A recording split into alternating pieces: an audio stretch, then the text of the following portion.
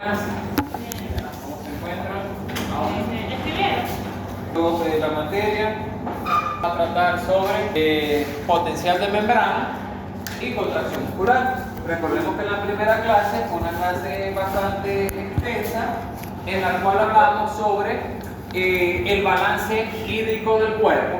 Hablamos sobre términos importantes como lo era homeostasis, medio interno. Hablamos sobre la concentración de iones dentro, fuera de la célula, cómo eran las características del líquido extracelular,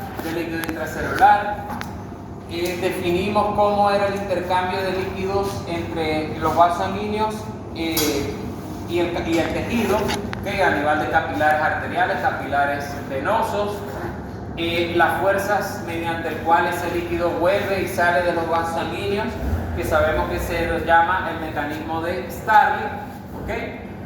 Fallas en ese mecanismo de Starling que nos llevaban a trastornos como era el edema, ¿okay? Edema de tipo intracelular, edema de tipo extracelular, también lo tocamos. Hablamos sobre los mecanismos que actúa, que activa el organismo en el proceso de deshidratación.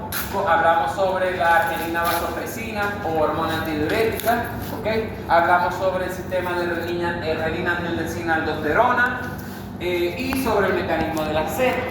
Y por parte de los mecanismos del individuo sobrehidratado, hablamos de la inhibición de la arginina vasopresina, hablamos de la inhibición de la sed y hablamos del péptido natriurético auricular y su función, ¿okay?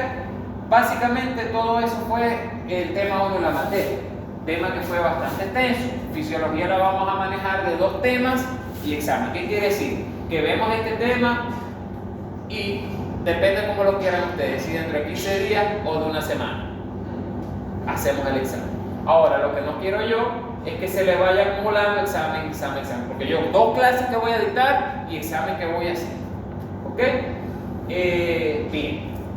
Para el día de hoy vamos a comprender un proceso que se llama potencial de acción, potencial de membrana, y vamos a estudiar el proceso de contracción muscular tanto en la fibra estriada esquelética como en la fibra muscular lisa, ¿ok? Para la fibra cardíaca, para la estriada cardíaca, eso lo vamos a ver en la clase de fisiología cardiovascular en específico, ¿ok? Bien. Entonces, para este proceso, para esta clase, es muy importante tener en cuenta ciertos parámetros y cosas que les conté en la clase anterior, como transporte de membrana, como concentración de iones a cada lado de la membrana citoplasmática, ¿ok? Y bueno, vamos a repasar ciertos conceptos de histología, que cuando yo les expliqué histología les hablé de una estructura que se llamaba sarcómera, ¿okay? Que era la unidad funcional y estructural básica del músculo. Les hablé de los tipos de fibras musculares, ¿okay? Y de las partes de la célula muscular, los túbulos T. Les hablé sobre el retículo sarcoplásmico, les hablé sobre el sarcoplasma, el sarcolema, etc. ¿Okay?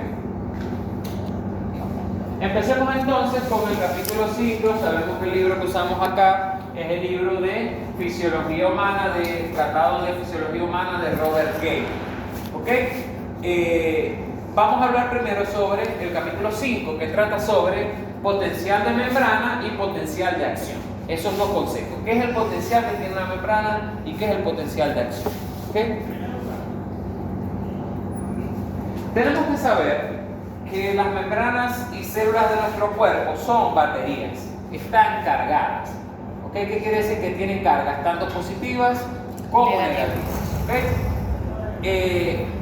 Obviamente existe un potencial eléctrico en cada membrana del cuerpo, que lo vamos a ir explicando el por qué existe.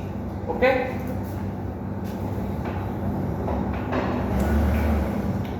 Todas las células del cuerpo, toda membrana corporal, ¿okay? Toda membrana citoplasmática posee un potencial eléctrico.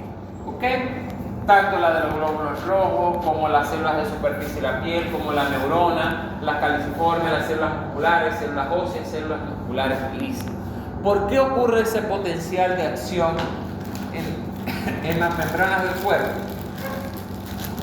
Bueno, porque yo les dije que había una estructura que era una membrana membrana, que obviamente está externamente rodeada por un líquido que enriquece la célula, que es el medio interno. En este caso sería líquido extracelular. Y dentro hay líquido intracelular. Dentro existe un aparato que es un método de transporte activo. ¿Qué es transporte activo? A ver, García. No sabe. ¿Quién me dice que es transporte activo? Utiliza energía. ¿Okay? Es un método de transporte a través de la membrana el cual utiliza energía. ¿En forma de qué va a utilizar energía? En forma de moléculas de adenosín trifosfato, correcto. Esa bomba está constantemente garantizando que se cumplen ciertas cosas entre los líquidos intracelulares y extracelulares. ¿Cómo era la concentración de sodio en el líquido extracelular? Hay mayor concentración de sodio en el líquido extracelular, mientras que en el intracelular hay menor concentración. ¿Okay? Mientras que, ¿qué pasa con el potasio? Que es todo lo contrario. El potasio está en baja cantidad fuera de la célula y en alta cantidad dentro de la célula. Ese equilibrio, ese balance lo lleva a cabo esta bomba que se llama la ATPasa de sodio y potasio. ¿Okay? ¿Qué es lo que hace esta bomba? ¿Cuál es el gradiente de concentración del sodio? El sodio, obviamente, estando más afuera, poco adentro, él quiere entrar. Ese es su gradiente de concentración. ¿Por qué? Dígame, ¿por qué el sodio quiere entrar? ¿Qué es lo que lo lleva a él? ¿Por qué él es arrecho? Es arrecho. Porque existe una ley que se llama segunda ley de la termodinámica, que dice que las partículas van a tender y los sistemas van a tender a estar en su estado de mayor entropía, de mayor desorden. Entonces, ¿qué pasa? Que él está en mayor concentración en un sitio, él va a buscarse difundir. ¿Okay? Es un proceso que se llama difusión, el paso de las partículas de donde están más concentradas a donde están más diluidas. ¿Cómo logra eso el sodio? Bueno, que el sodio quiere entrar dentro de la célula. Pero ¿qué pasa? Que el sodio no es gasparina, el sodio no es gasparina, entonces la membrana citoplasmática no lo deja entrar. Igual pasa con el potasio, todo lo contrario, él está muy concentrado aquí adentro y quiere ir hacia, pero tampoco es gasparina. La única manera que él tiene de salir es a través de una proteína transportadora, que la vimos nosotros en bioquímica cuando hablamos del modelo de mosaico fluido, en el cual la bicapa lipídica, que es la membrana fosfolipídica de la célula, está inmersa y dentro de ella hay muchas proteínas. ¿Ok? Algunos la atraviesan, otros están en la cara interna, otros están en la cara externa. ¿Ok? Entonces, esta bomba de sodio-potasio hace todo lo contrario al gradiente de concentración, porque ella, queriendo entrar el sodio, lo saca. Y queriendo salir el potasio, lo mide. ¿Ok? Pero para que eso se dé, eso es una reacción no termodinámicamente favorable. Eso no es termodinámicamente favorable porque va en contra de la segunda ley de la termodinámica. Pero afortunadamente nuestro cuerpo tiene estrategias para luchar contra las reacciones que son desfavorables. ¿Cuál es la característica de una reacción desfavorable cuando uno toma en cuenta la energía libre de Gibbs?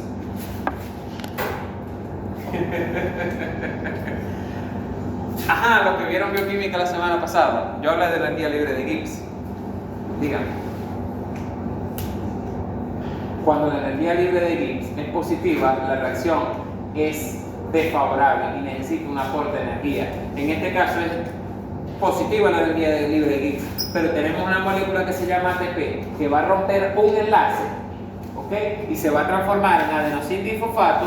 Cuando ese enlace se rompe, libera energía libre de Gibbs y esa energía se acopla a esta reacción para poderse llevar a cabo. Entonces va a ocurrir el paso de las moléculas contra gradiente. ¿Okay? ¿Y eso qué pasa? Que cada vez que salen 3 sodios de la célula, ¿cuántos potasios entran? ¿Cuántos potasios saca la bomba sodio-potasio? ¿Cuántos sodios saca la bomba sodio-potasio? 3 ya están 2 de potasio. La bomba de sodio-potasio saca 3 moléculas de sodio y mete 2 moléculas de potasio. Si esta célula tenía 3 cargas positivas y la sacó y nada más regresó 2, ¿con cuántas cargas positivas quedó en déficit? Menos 1. Cada vez queda la membrana más negativa porque está perdiendo cargas positivas. ¿Por qué pierde cargas positivas? Porque saca 3 sodios y nada más mete 2 cargas, queda en un balance negativo. ¿Ok?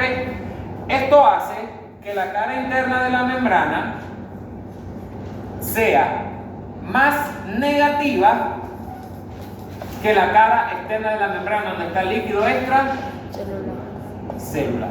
Entonces pasa como una batería que tiene una cara que está más negativa y una cara que está más positiva. Eso se llamaba en bioquímica como un dipolo. ¿Okay?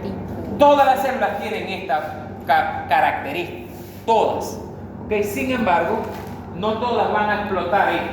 ¿Cómo se llama este estado de la membrana donde internamente la membrana es más electronegativa que externamente? Eso se le llama potencial de membrana. ¿Okay? Se le llama potencial de membrana. Bien. Vamos acá. Hay unas células especiales que son las neuronas y las musculares que son capaces de generar impulsos eléctricos en su membrana. ¿Okay? Que aparte de hacer el potencial de membrana, que es esto que está acá, pueden llevar a cabo un potencial diferente que se llama el potencial de acción. ¿Ok?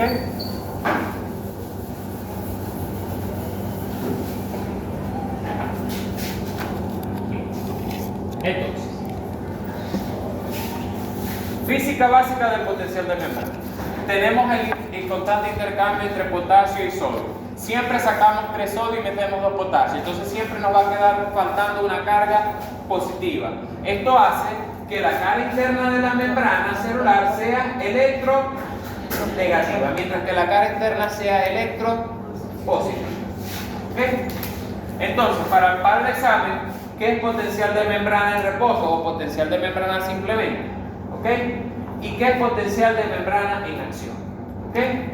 Observemos que la concentración de diferentes iones a través de la membrana puede, bajo condiciones adecuadas, crear potenciales de membrana. ¿Okay? Ya vamos a eso. Hablemos primero qué es el potencial de membrana en reposo.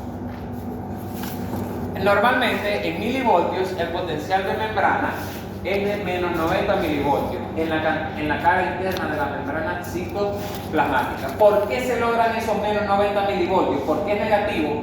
Se los acabo de explicar en esta imagen. Eso se da gracias a la acción de la ATPasa de sodio y potasio, o de la bomba sodio-potasio ATPasa. ¿Ok? Esa es la razón principal, ¿sí? la de mayor importancia. ¿Por qué en condiciones normales la membrana está cargada negativamente? Bueno, ya saben que todo lo que está en rojo puede ser una posible pregunta de examen. ¿Ok? La razón número 1 es por esta que está acá, que es la acción de la membrana de la bomba sodio-potasio ATPasa. ¿Ok? Y la razón número 2 es porque la membrana tiene canales específicos de salida de potasio, de entrada de sodio, o sea, hay canales específicos en la célula, de los cuales nos interesan los de potasio, porque si yo le pongo una puerta al potasio para que pueda salir de la célula, ¿él va a salir o no va a salir? ¿Para dónde quiere ir el potasio dentro de la célula? ¿Cómo está el potasio dentro de la célula, intracelularmente, en el líquido intracelular? Alto. Entonces, si el potasio está alto dentro de la célula, por ley de difusión, él va a buscar salir. Entonces, las células a veces tienen de potasio que se abren y cuando el canal de potasio está abierto, el potasio sale con libertad y le gusta salir porque es lo que él busca hacer. ¿Ok? En este caso tenemos un canal selectivo de potasio. Él está dentro de la célula, él no puede salir, pero cuando se le pone la puerta abierta, él sale. ¿Ok? Entonces hay esas dos razones. Presencia de canales de potasio selectivos en la célula, la razón número 2 es esa, y la razón número 1 es por la ATPasa de sodio y potasio. ¿Okay? Acá vemos entonces cuál es más o menos la contribución que tiene la bomba sodio-potasio TPAC. Y contribuye bastante, ¿ok? Contribuye bastante, digamos que contribuye en menos 94 milivoltios, más o menos de esos 90 milivoltios, ¿ok? Este es el potencial de membrana en reposo, menos 90 milivoltios, es negativo. Por eso decimos que el potencial eléctrico de la membrana en la cara interna es negativo. ¿Ok? ¿Qué es más? ¿Menos 45 milivoltios o menos 90 milivoltios? Menos 45, ¿ok? Es un mayor voltaje que menos 90. Ojo, porque yo les digo menos 90 y creen que menos 90 es más que menos 45, pero es al revés, porque estamos hablando en la curva de números negativos. Y los números negativos, mientras mayores sean, valen menos, ¿ok?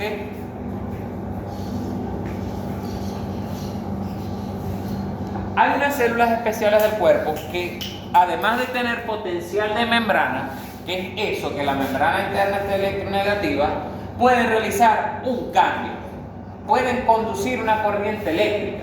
Esas células tienen capacidad de realizar lo que se llama potencial de... No es el potencial de membrana en reposo, sino se llama potencial de acción. ¿Cuáles son esas células que pueden llevar a cabo ese potencial de acción? Y células de tipo muscular, fibras musculares, que son las que pueden llevar a cabo ese proceso. ¿Okay? Entonces, las señales nerviosas son transmitidas por potenciales de acción, o sea, esa corriente eléctrica que llevan a cabo las células musculares y neuronas no son nada más ni nada menos que potenciales de acción. ¿Ok? ¿Y qué es un potencial de acción? Son cambios rápidos, ¿ok?, en la electronegatividad o electropositividad de la membrana. Es decir, son simplemente cambios de voltaje que ocurren a nivel de la membrana citoplasmática. ¿Ok? Esos cambios de membrana son captados por unos electrodos, ¿ok?, a la hora de que se estudió esto, y ellos graficaban cómo se comportaba el potencial de acción en esas membranas. Okay. El potencial de acción en reposo dice que las membranas son electronegativas en su cara interna, ¿correcto? Pero cuando hay un potencial de acción, fíjense que dice resting, el reposo es un potencial que tiene todas las células, pero este tipo de células especiales pueden realizar un proceso que se llama despolarización. Como la célula se despolariza, ¿qué significa despolarizar? Yo les había dicho que la célula era un dipolo, tenía un polo positivo, pero cuando se despolariza queda todo positivo y ya no se forman polos. ¿Ok? ¿Qué pasa? Que ese potencial de acción, cuando ocurre la despolarización, se va haciendo más positivo hasta que llega al punto de los 35 milivoltios positivos. En ese punto ocurre esto, el overshoot o pico del potencial de acción. Y luego de alcanzar ese pico del potencial de acción, el potencial de acción va a volver a bajar a su estado normal, que se llama el estado de reposo. ¿Ok? ¿Cómo ocurre esto? Bueno, para lograr el potencial de acción ocurre despolarización y se vuelve la membrana positiva. Pero para lograr el reposo ocurre la repolarización y volvemos otra vez a la membrana en su estado normal, listo para llevar otro impulso. ¿Ok? Esta va para pregunta de examen. ¿Cuáles son las etapas o fases del potencial de membrana? Tenemos una etapa de menos 90 milivoltios que se llama reposo. Luego del reposo empieza a subir el voltaje y eso se le llama despolarización. Llegamos al pico, ¿okay?, y ocurre entonces la repolarización para volver otra vez al estado de reposo. Ahora, estos fenómenos ocurren por cambios en las células, apertura de canales, entrada de moléculas, salida de moléculas, ocurren, ¿okay?, por el intercambio de iones entre los líquidos intracelulares y extracelulares. ¿Okay? Veamos cómo ocurre a nivel molecular este cambio de voltaje. Primero, tiene que haber una señal química, algo que detone el potencial de acción. Si yo soy una célula muscular, tiene que haber sinapsis y liberación de un neurotransmisor. Si yo soy una célula nerviosa y usted es otra célula nerviosa, tenemos que hacer contacto. Si es un contacto directo, usted su potencial de acción me lo transmite a mí. Si es un contacto indirecto, usted secreta un para yo poder actuar. No estamos pegados, pero estamos cerca, y el espacio que hay entre los dos se llama hendidura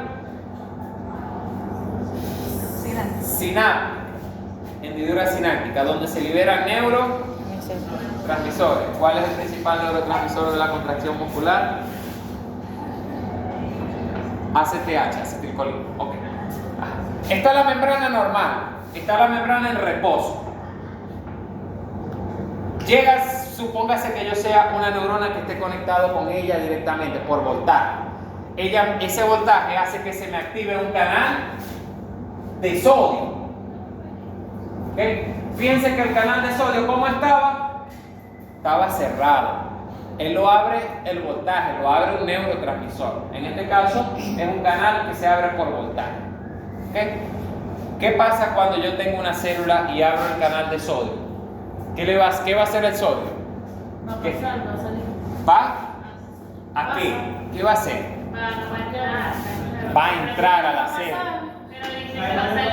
Va a entrar a la célula. Y como el sodio está entrando a la célula, ¿qué carga positiva tiene? ¿El sodio es un anión o un catión?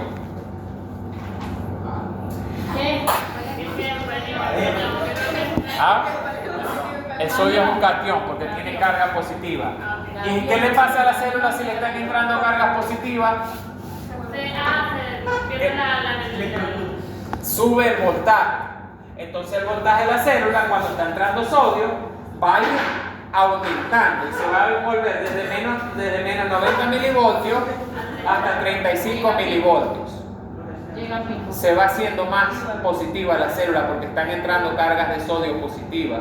El potencial de membrana está cambiando. Ya no es un potencial de membrana en reposo, sino que se está convirtiendo en un potencial de acción. Una vez que se alcanza la sobreexcitación, se cierran los canales de sodio. ¿Qué pasa con el sodio? Que el sodio no es...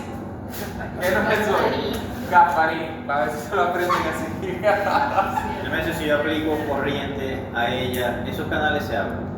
O sea, el canal de sodio se abre. Depende, si es un canal de sodio dependiente de voltaje, sí, pero no todos los canales de sodio son dependientes de voltaje, porque hay canales de sodio que son dependientes a neurotransmisores, como los de acetilcolina. No necesariamente un canal de sodio es dependiente de voltaje.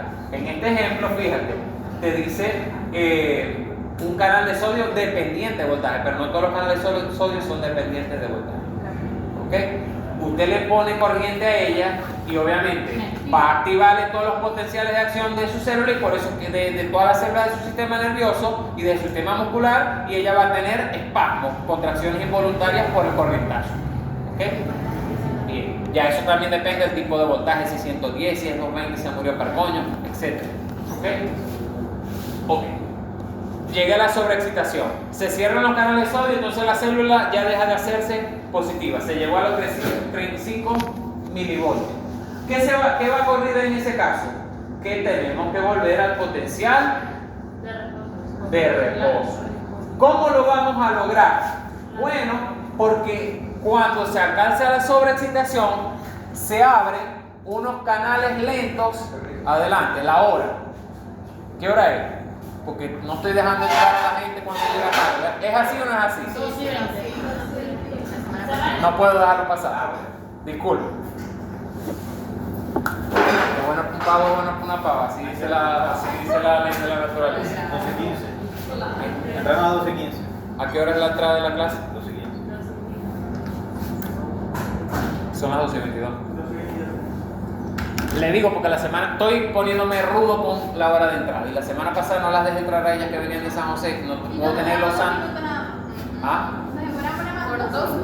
Bueno, mala de ustedes. Pero ajá, justicia. Ok, yo no sé cómo utilizar usted.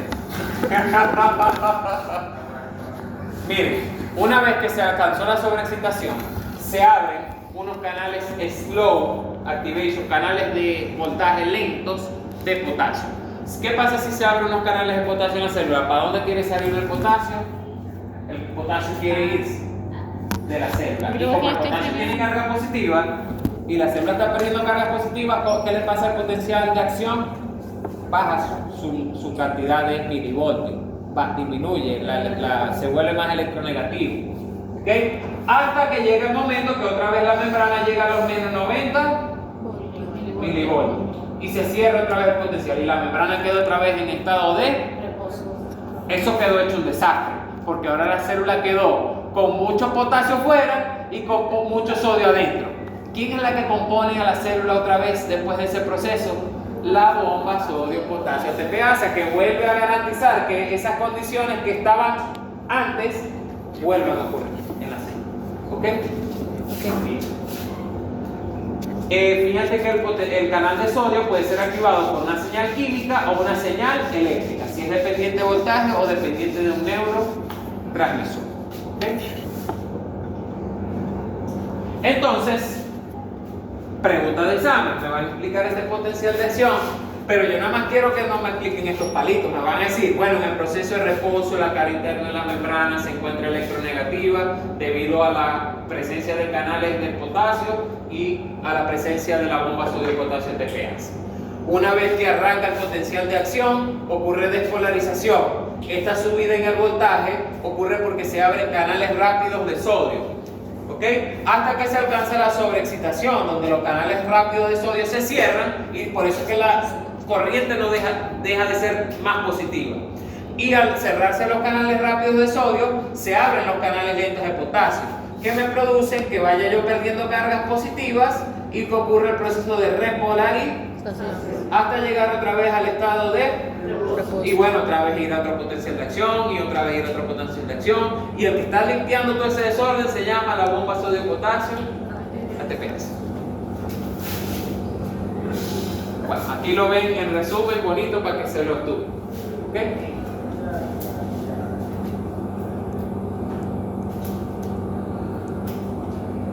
Ajá. Aquí lo que vemos es cómo es en la célula las concentraciones de diferentes iones mientras que ocurre el potencial de acción. Este es el potencial de acción normal. ¿Cómo es las concentraciones de sodio en la despolarización? Están subiendo. ¿Cuándo están más altas las concentraciones de sodio? En el overshoot, en el pico o la sobreexcitación. ¿Cuándo empiezan a subir las concentraciones, a bajar las concentraciones de potasio? Cuando se abren los canales lentos. ¿Por qué esta cantidad de sodio subió tan rápido y el potasio va bajando tan lentamente? Porque los canales de potasio son lentos, no son rápidos como los del sodio. ¿Okay? ¿Cuándo alcanza otra vez las concentraciones normales de sodio en la célula? Cuando se alcanza otra vez el estado de reposo. Entonces, imagínense que aquí en esta partecita de la célula ocurrió un potencial de acción. Y la cara interna de la membrana, ¿cómo se puso? Positiva. ¿Qué pasa? Que esa corriente se va a ir expandiendo. Estas dos ahora son 4. Estas 4 ahora son 16. Estas 16 ahora son 32. Tanto para este lado de la membrana citoplasmática como para aquel lado de la membrana citoplasmática. ¿Ok? Entonces la corriente, esa corriente, ¿ok?, se va transmitiendo a lo largo de la célula. Si es un axón, a lo largo de un axón. Si es una dendrita, a lo largo de una dendrita. Si es a lo largo de una célula muscular, que así sea. ¿Ok? Pero ese potencial de acción ocurre en todas esas células. ¿Ok? Y aquí se está mandando un impulso. ¿Ok? Esto que vemos acá es el proceso de transmisión de una señal de impulso nervioso. El potencial de acción va por aquí, por el axón. Va viajando hasta que llegue a su objetivo. Ahorita vamos a ver cuál es el objetivo. Recordemos que en histología vimos que habían axones y neuronas que eran mielínicas y otras que eran amielínicas. ¿Ok? A ver, ¿qué es la mielina? Ajá. Desde que usted ve histología, me cayó a mentira. Porque usted me dijo en la mañana profe, lo que pasa es que no voy a participar casi en embriología porque me la voy a comer en fisiología. Ajá. La mielina es una sustancia que deriva de la esfigomielina, que es un tipo de líquido, es una sustancia aislante que recubre las neuronas para garantizar que esa corriente, ese impulso eléctrico, ese potencial de acción viaje más rápido. La mielina es producida a nivel del sistema nervioso central por una célula que se llama, a ver, ¿se acuerdan? La célula de Schwann es a nivel del sistema nervioso periférico. El oligodendrocito produce la mielina en el sistema nervioso central. ¿Okay? A veces esa neurona tiene nódulos y capas para que el potencial aún viaje más rápido. Eso se le llama nódulo de Ranvier. Y aquí lo que vemos es un nervio. Todos estos son axones de neuronas recubiertos con mielina que va más rápido el potencial de eso. ¿Okay? Entonces hablemos ahora de que la corriente viaja, se origina acá en el soma y va viajando a través de la soma. ¿Okay? Y este paso de nódulo de Ranvier a nódulo de Ranvier a nódulo de Ranvier hace que la corriente vaya más rápido. Y esto se le denomina corriente saltatoria. ¿Okay? Corriente saltatoria. Ok, capítulo 7, excitación del músculo esquelético. ¿Okay? Neurotransmisores, neuromuscular transmission, transmisión neuromuscular y excitación de la contracción. ¿Okay? Y ese encaje que ocurre para que ocurra esa contracción. ¿Okay? Nos toca ahí, ¿no?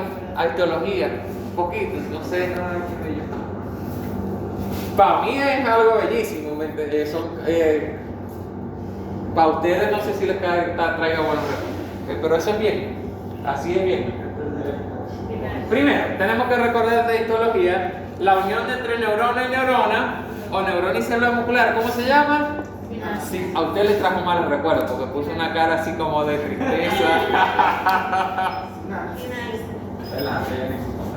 Es que él busca unas imágenes, ¿verdad? Que llevan a uno la mente más allá. Es que esa es la idea, hacerlo vivir un recuerdo traumático. ¿Ok? Sinapsis química y sinapsis eléctrica. Ya les expliqué, cuando la sinapsis eléctrica es que están conectadas las dos neuronas y el potencial de acción de una pasa directamente. Si esta neurona le entra un vainero de sodio y lleva un potencial de acción, como estas están conectadas, por estos canales entra un vainero de sodio aquí y este también se vuelve llevando un potencial de acción. ¿Okay? Mientras que el otro tipo, las neuronas no están pegadas, sino que están alejadas. Entonces, para yo comunicarme con ella, tengo que enviarle un mensajero químico. Agarra un mensajero químico que se llama neurotransmisor. ¿Okay? ¿Cómo se llama el neurotransmisor, profe? Depende. Hay serotonina, hay acetilcolina, hay dopamina, hay adrenalina, hay noradrenalina. Ya, profe. Hay ácido gamma aminobutírico. Hay mucho. Pero el que actúa en la contracción muscular es la acetilcolina. ¿Ok? Aquí tiene, miren. Tiene histamina. Tiene noradrenalina. Tiene adrenalina. Tiene dopamina. Tiene acetilcolina, serotonina, glicina, glutamato. ¿Okay? Todos esos son neurotransmisores. ¿Okay? Entonces, ¿qué pasa? Que la célula del sistema nervioso tiene que tener una sinapsis con la célula muscular. Siempre la sinapsis entre células del sistema nervioso y células musculares de tipo química. Quiere decir que va a haber una hendidura sináptica y se tiene que liberar neurotransmisores. ¿Okay?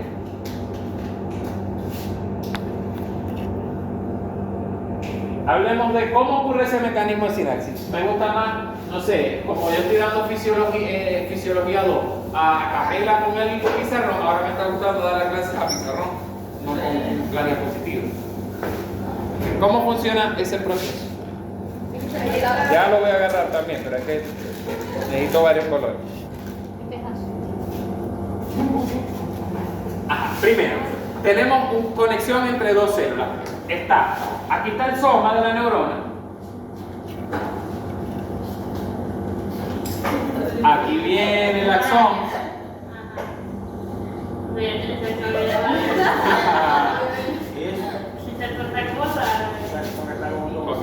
Esta es axón, obviamente, y esta es la célula muscular. Ok. Esta neurona va a tener el neurotransmisor almacenado en unas vesículas. ¿Cómo se llaman las vesículas donde se almacenan lo que va a secretar? ¿La secre qué? ¿La secre qué? La vesícula secretora, no secretaria. Aquí está la vesícula secretora, ¿ves?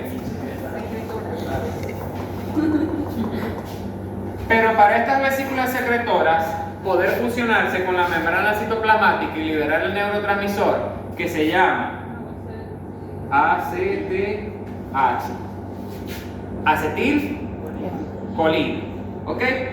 Necesitan que haya entrada de calcio. Entonces esta célula tiene un canal de calcio, pero este canal se activa por voltaje.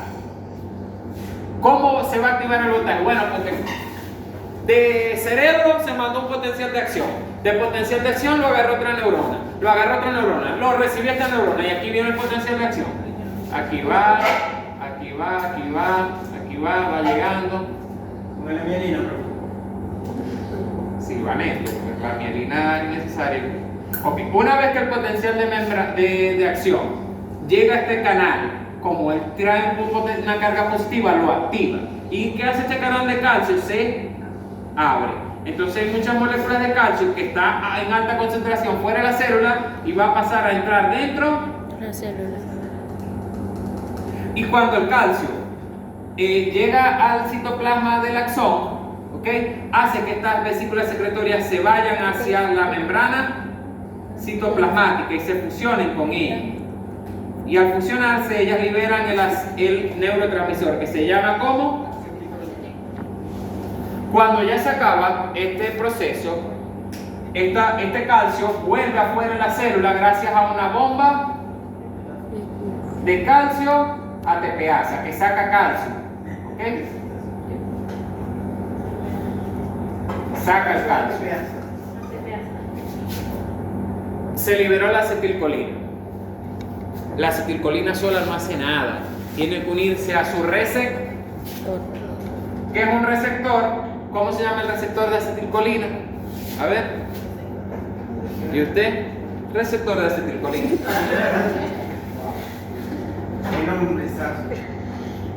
¿Ok? Entonces el receptor de acetilcolina se une a la célula. Y desde aquí se induce la respuesta del músculo, que es la contracción muscular, que ya la vamos a ver a detalle, pero quiero que sepan cómo realiza este proceso. Desde que va el potencial de acción en la neurona, que se libera el neurotransmisor, que se une a su receptor y va a haber una respuesta muscular por esta parte que ahorita la vamos a ver. Pero quiero que ya sepan este proceso. Una vez que ya se terminó de realizar la contracción muscular, se activa una enzima para destruir la acetilcolina y que se deje de excitar este receptor. Esa enzima se llama ACTH, acetilcolina esterasa. La acetilcolina esterasa. La acetilcolina esterasa degrada la acetilcolina y al degradar la acetilcolina ya no ejerce su efecto y se deja de ocurrir contracción muscular. Además que como el calcio se sale, estas vesículas secretorias con acetilcolina ya no se fusionan con la membrana citoplasmática y se para la liberación de acetilcolina. Existe una intoxicación, ¿se acuerdan en la práctica de anatomía que mató Hilton al perro agonizando con el levamisol? El levamisol es un potente inhibidor de la acetilcolina esterasa. Entonces, como no hay acetilcolina esterasa, el animal queda en constante estímulo a acetilcolina receptor. Y por eso es que el animal convulsiona y tal, y le ocurre eso que le pasó a ese perrito antes de morir. ¿Ok? En cambio, el profesor le doy una muerte más rápida. ¿Entiendes? Más doloroso. No, menos doloroso. Ese animalito ese día sufrió. Sí, claro que sí, es que estamos medio hora. Ok. Entonces ese es el proceso que les voy a preguntar en el examen.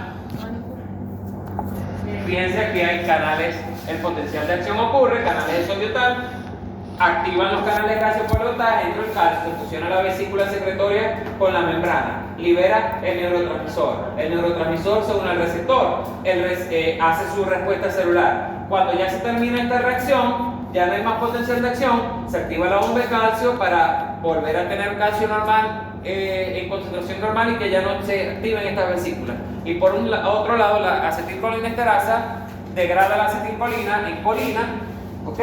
Que ya no tiene el efecto de la acetilcolina y bueno, estamos desocupados, ya para la función ahí de la sinapsis neuromuscular. Mecanismo de acción de la sinapsis neuromuscular, pregunta de examen, de desarrollo. 3 punticos, 4 punticos por el pecho, así como se lo respondieron. Pero ven acá, ¿para ser teórico tenemos que hacer dibujo? No, usted ve, yo no necesito hacer dibujo para explicarse. Ajá. Entonces, ¿cuál es el efecto en este caso de la fibra muscular de la ACTH? Bueno, que aquí está la acetilcolina, este es tu receptor y el receptor está acoplado a un canal de sodio.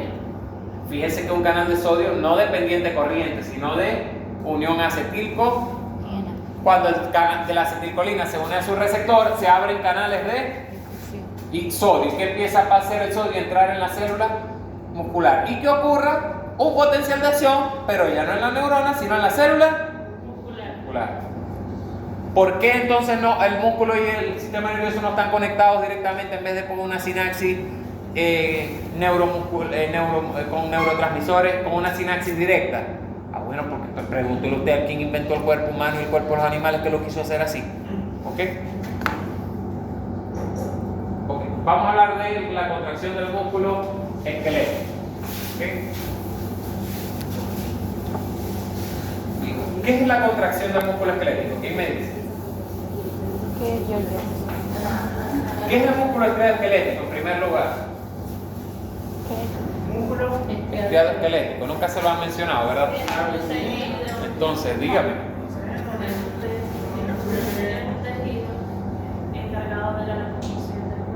Que es un tejido muscular, se caracteriza porque es voluntario, que quiere decir que está guiado por nuestra voluntad, porque está conectado a nuestro sistema nervioso, lo movemos a voluntad. Además de eso, se caracteriza por tener células grandes que se llaman fibras musculares. Tiene dentro de su citoplasma unas estructuras llamadas miofibrillas, ¿ok? Actúa como un sinsitio porque tiene múltiples núcleos, ¿ok? Los núcleos están ubicados en la periferia de la célula, ¿ok? Ajá. ¿Cómo se llama? A ver.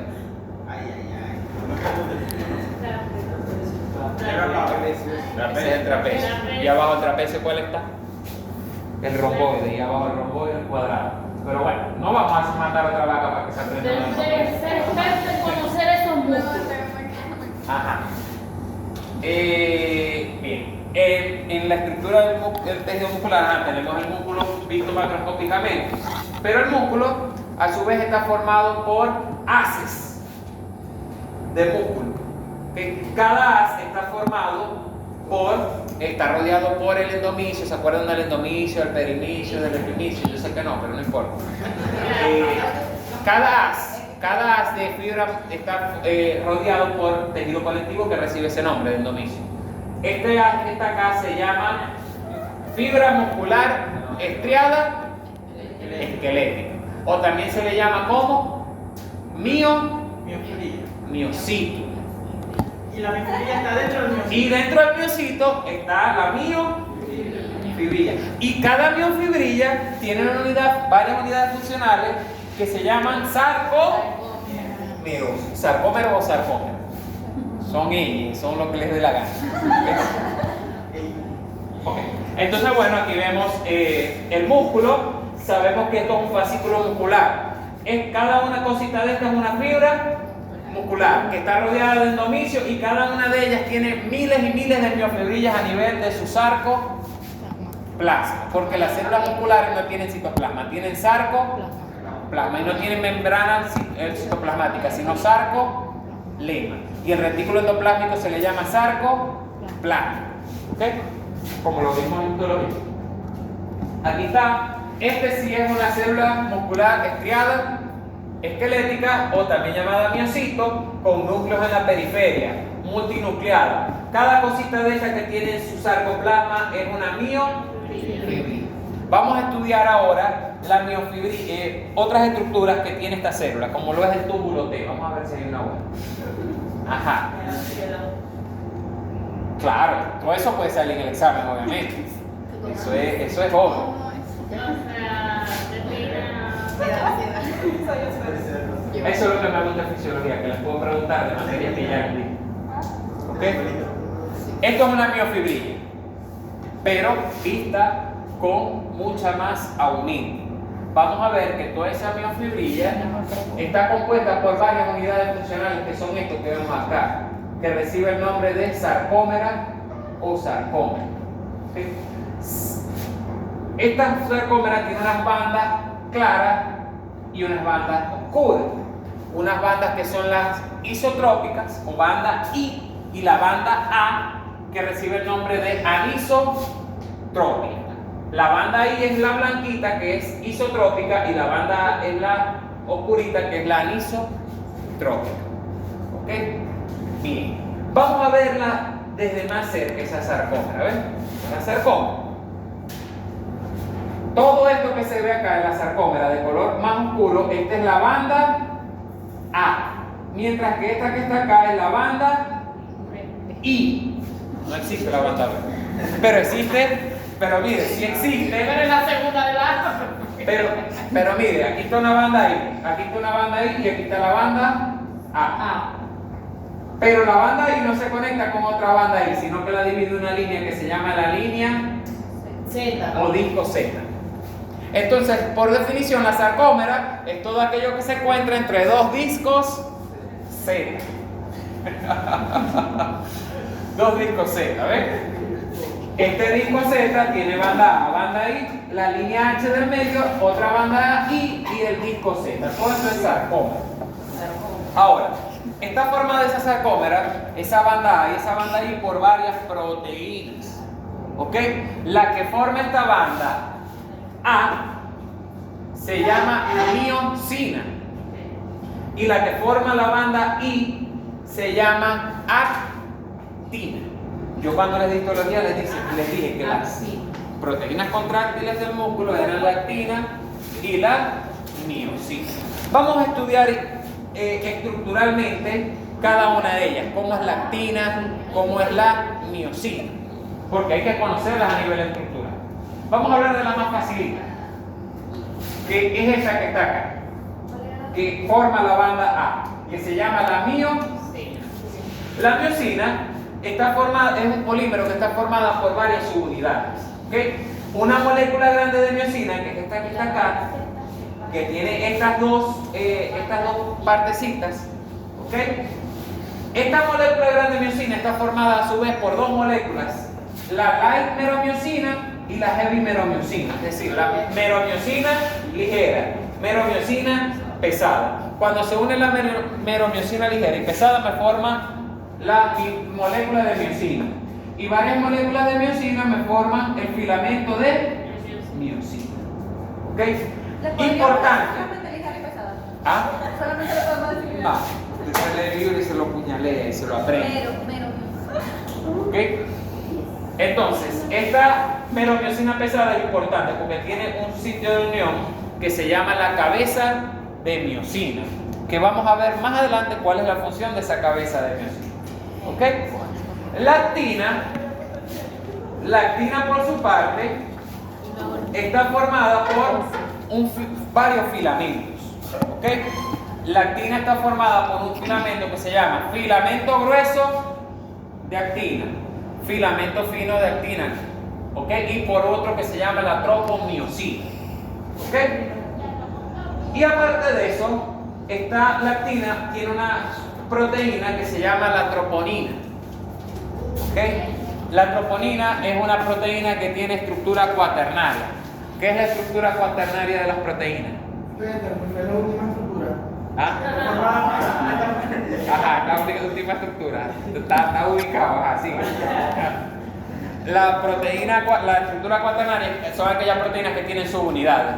Por ejemplo, la miosina es una proteína, pero tiene subunidades porque tiene la meromiosina pesada y la meromiosina ligera. La troponina también tiene tres subunidades: la troponina A, la troponina I y la troponina C. Vamos a ir viéndolas una por una cada una de ellas. ¿Ves? Esta es la sarcómera. ¿Cuáles son sus partes? Okay. Este es el disco Z. Este es el disco Z. Esta es la banda clarita que se llama isotrópica. Y la banda A, que es la oscura, que se llama anisotrópica. Entre las dos hay una línea que se llama la línea M. La banda que forma las dos zonas anisotrópicas se llama la zona H. ¿Ok?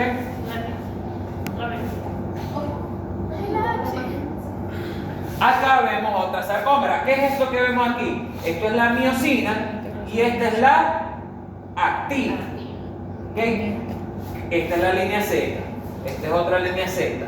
Todo lo que es esta actina es la banda A y todo lo que es la actina es la banda I y la miosina es la banda A. Vemos aquí que la miosina, aquí está la meromiosina pesada que tiene sus dos cabezas, ¿ok? Que van a ser importantes para la función que cumple, ¿ok?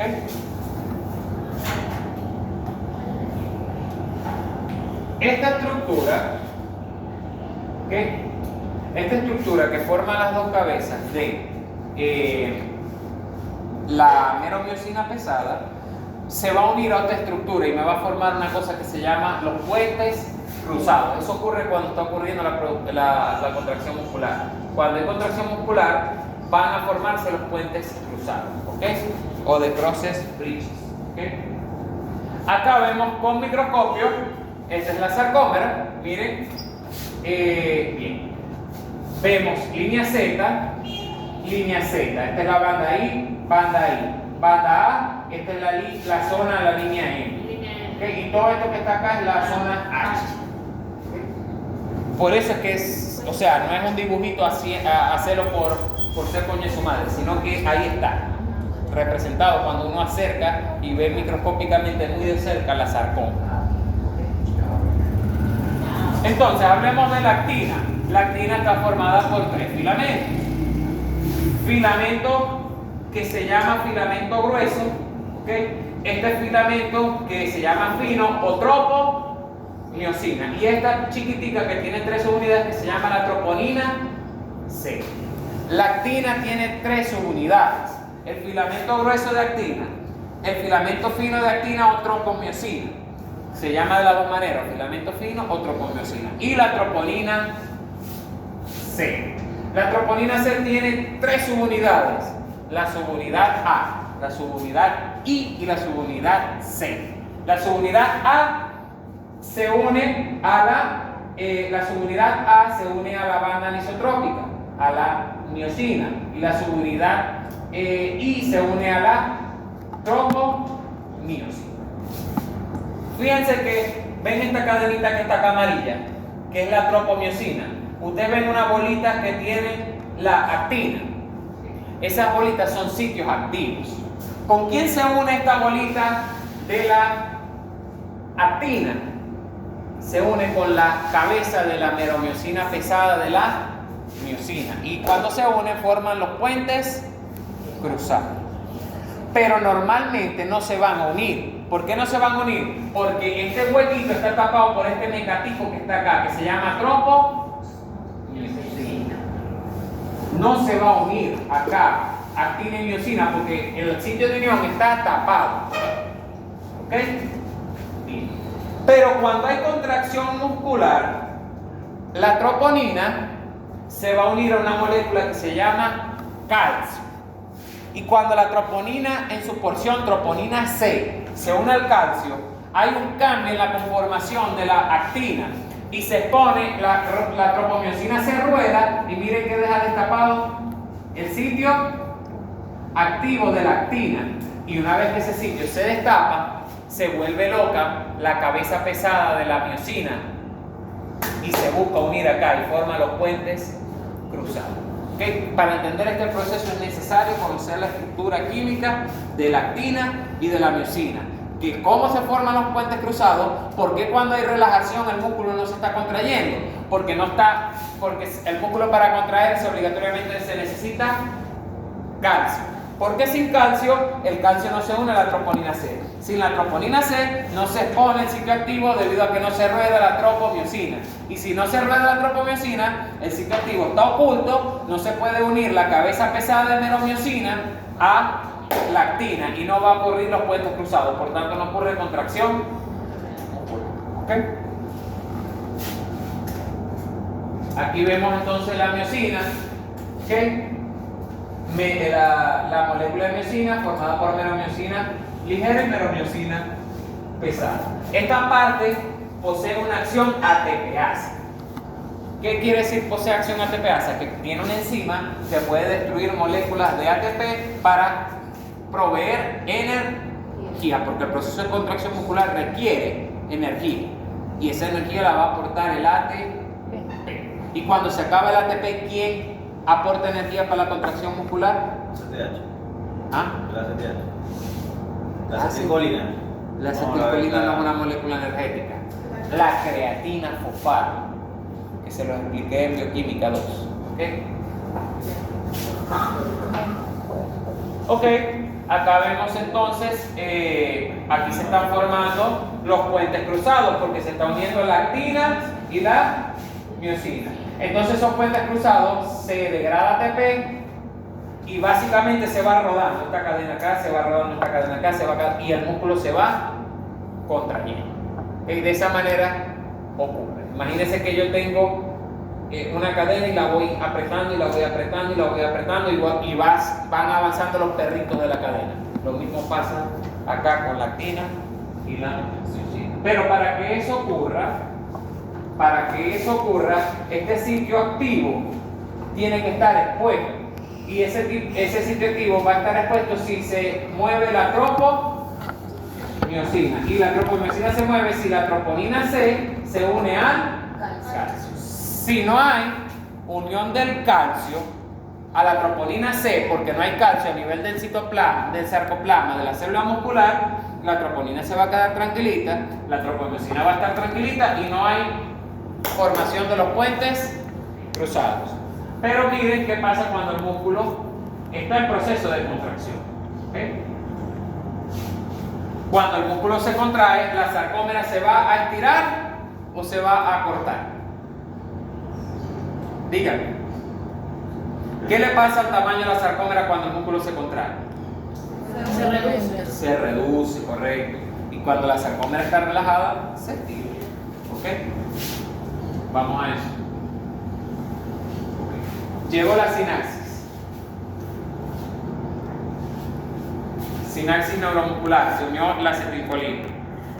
La acetilcolina hace que entre sodio.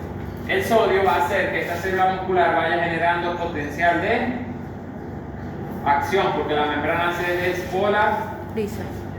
Y baja, ese potencial de acción baja dentro de la célula, se impagina. ¿Por qué? Porque la célula muscular tiene unos túbulos que entran casi dentro de la célula, que se llaman los túbulos T. Esos túbulos T van a llevar ese potencial de acción hasta el retículo sarcoplasmático. Y hay unos canales de calcio dependientes del voltaje en el retículo sarcoplasmático. Cuando ellos no están activos, está cerrado el canal de... Pero cuando ellos se activan por potencial de acción, porque son dependientes de voltaje, el canal de calcio se abre. ¿Qué pasa con el calcio? Que está muy concentrado aquí y en baja concentración acá. ¿Qué va a buscar hacer él? Sal. ¿Y a dónde? Y él se va para sarco. ¿Y qué hay en el sarcoplasma? Miofibrilla, ¿verdad? ¿Y dónde se va a unir ese calcio en la miofibrilla? A la troponina C, que va a hacer que se mueva la tropomiosina, que va a hacer que se una la cabeza de la actina a la cabeza, el sitio activo de la actina a la miosina y que ocurra contracción muscular. ¿Okay? ¿Cómo haríamos para evitar la contracción muscular? Bueno, tenemos que bajar los niveles de calcio a nivel de citoplasma. ¿Cómo se hace eso? Se activa una bomba de calcio que mete calcio del citoplasma a el retículo sarcoplasmático usando moléculas de ATP. Se activa una bomba de calcio ATPasa que hace todo lo contrario. En vez de dejar salir el calcio, mete el calcio dentro del retículo sarcoplasmático. Pregunta de examen: ¿cómo es el proceso de contracción muscular del estriado esquelético? Ustedes. ¿Qué? De manera detallada. De manera detallada. Ah, si me lo van a explicar como un tema. Ajá. Bien, aquí vemos que la neurona hubo sinapsis, liberación de acetilcolina.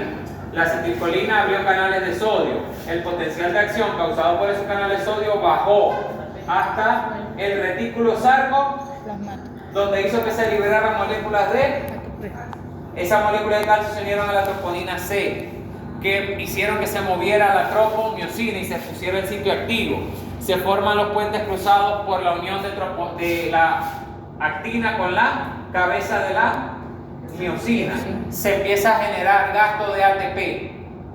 En el momento que ya se acaba el estímulo, vuelve otra vez el calcio al retículo sarcoplasmático gracias a una bomba de calcio, pero que requiere ATP, porque el calcio está muy concentrado acá, poco concentrado acá, él no quiere volver, entonces por eso tiene que usar ATP. ¿Sí? Aquí está cómo está activo, los sitios activos de la actina, ¿ok? Y aquí están cerrados los sitios activos de la actina, ¿ok? ¿Por qué? Porque la troponina C no está activada. Sueñito. Más o menos. Ok. ¿Qué pasa cuando hay ausencia de calcio en el sarcoplasma? El músculo está relajado. Si no hay calcio en el sarcoplasma, no hay contracción muscular. Muchas veces en el campo observamos animales que sufren de una cosa que se llama fiebre hipocalcémica. La vaca pare, gasta mucho calcio en la producción de leche, no lo sabe movilizar bien, a veces está de déficit de calcio, y el animal experimenta fiebre y experimenta que se cae, no se para. ¿Okay? Eso se le llama fiebre hipocalcémica o fiebre de la leche. ¿Cuál es la solución en esos casos? ¿Cuál es la causa? Bajos niveles de calcio en sangre en el animal. Y como hay bajos niveles de calcio en sangre, hay poca concentración de calcio. Y el calcio es importante para la contracción muscular. A veces los animales retienen placenta o les cuesta parir. Deficiencia de calcio tampoco va a causar ese tipo de problemas. Por eso es que muchas veces que hay animales que están teniendo retención de placenta, problemas en el parto, no es nada más que a lo mejor el becerro viene muy grande y tal, sino que hay problemas con los minerales. Por eso es que en casos de vacas con esa patología, uno le pone un suero, pero debe ser un suero rico en calcio. Usamos la solución del glucanato de calcio, como el Sofacal, como el Enerbron, etc. ¿Okay?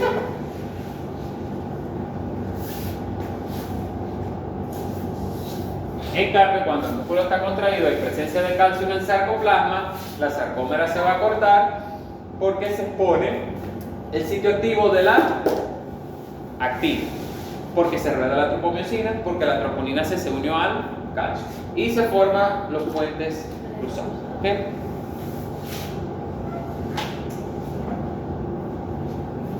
Aquí vemos un proceso. Ese proceso requiere de moléculas de adenosín trifosfato. Cuando se acaba el adenosín trifosfato, igual el músculo tiene que seguir trabajando. Entonces, ¿qué pasa? Que quedó mucho, se gastó todo el ATP del músculo y quedó moléculas de ADP. Entonces viene la creatina, cuyo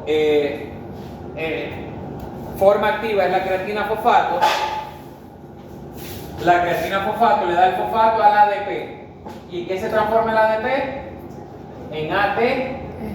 Y la creatina fosfato ya no es creatina fosfato, sino que queda como creatina sola.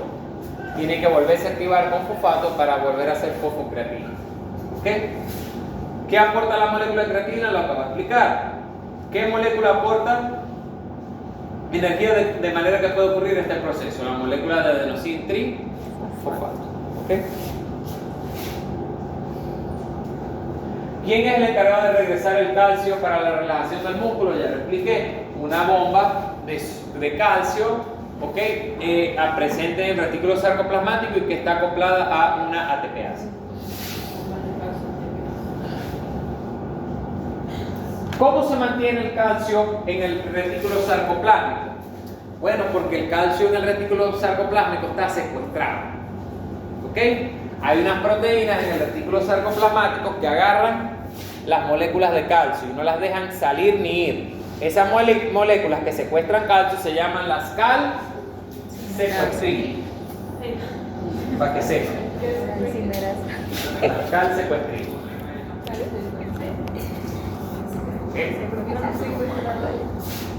Ahí vemos cómo al volver los niveles de calcio gracias a esta bomba potasio, esa bomba calcio ATPasa y las calcipectinas se unen al calcio, bajan los niveles de calcio y se acaba el proceso de relajación, de contracción muscular, y ocurre la relajación.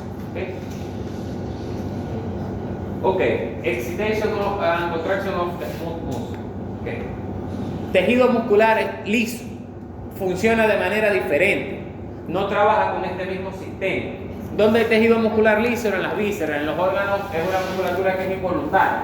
¿Quién domina la contracción del músculo liso? Dígame. Ahora no. Sistema nervioso simpático y sistema nervioso Simpático. simpático. ¿Ok? A ver, el parasimpático, ¿cuál es el nervio que hace que se contraigan los músculos lisos? ¿Ah? El nervio vago. ¿Ok? Mientras que en el simpático es la columna de ganglio paravertebral. ¿Ok? La columna de ganglio paravertebral. Eso lo vamos a ver más adelante. Esta es la fibra muscular lisa. Generalmente la fibra muscular lisa puede estar de dos maneras. Multiunidades, que le llegue un axón a cada célula lisa.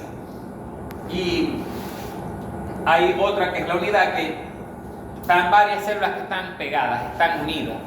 Entonces si una se estimula, la otra también se estimula. ¿Okay? Y esta célula muscular tiene una contracción diferente. Recuerdan que las sarcómeras se contrae, la célula muscular se estira o se acorta, ¿verdad? En cambio, la célula muscular lisa, la actina y la miosina, las sarcómeras, no están todas en línea, sino que están de esta manera, como si la célula fuera una allá. Y cuando la célula se aprieta, parece la vecina de uno, un bollito mal amarrado, así igualito como lo ve aquí. ¿Okay? Queda apretadito así, como un bollito mal amarrado. Esa es la manera en que se contrae este tipo de células. ¿Okay? ¿Por qué? Porque la distribución de actina y miosina es diferente. Recuerden que en histología yo les dije que la célula se llamaba lisa porque no se observaban pero la célula muscular lisa tiene miofibrillas. Lo que pasa es que no las vemos en el microscopio con hematocilina y eosina, con el microscopio óptico compuesto que usamos normalmente. ¿Okay? Pero sí tiene, obviamente, miofibrilla. ¿Okay? ¿Quiénes son los que activan esa contracción? Nervios craneales. ¿Okay? Hormonas como pueden ser la oxitocina, hace que el útero se contraiga. ¿Okay?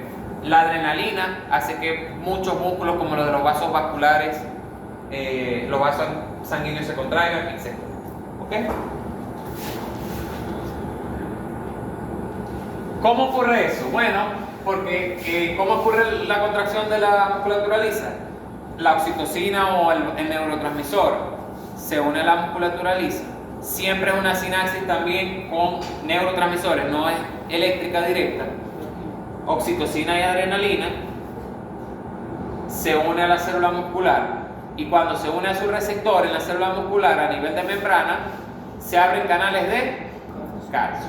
Los canales de calcio van a hacer que aumenten los niveles de calcio a nivel del sarcoplasma, pero eso no es lo que va a producir la contracción muscular, sino que el calcio se va a unir a una hormona, a una proteína que se llama la calmodulina. La calmodulina es una proteína parecida a la calcepoestrina, pero la calmodulina también se une a 4 calcios. Cuando está unida a 4 calcios, ella se activa y es la que va a producir la contracción muscular. Entonces, miren esto.